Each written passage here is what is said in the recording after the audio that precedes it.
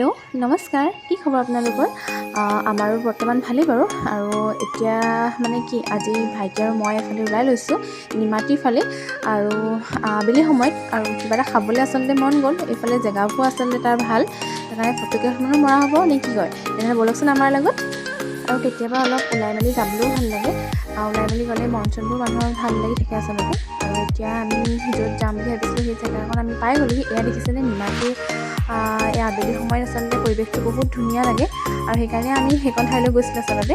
এয়া দেখিছেনে, মই ভিডিঅ' এটা কৰি ৰাখিছিলোঁ, আৰু এতিয়া এয়া ভিডিঅ' কৰি ল'লোঁ, ফটো কেইখনমান মাৰি ল'লোঁ।